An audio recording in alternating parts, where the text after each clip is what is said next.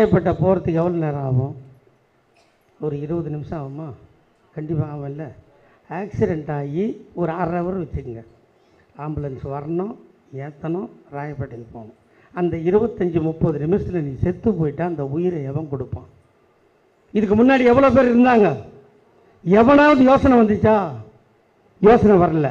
அதுதான் சொல்கிறது கலைஞர் தாத்தாவோட பிள்ளை.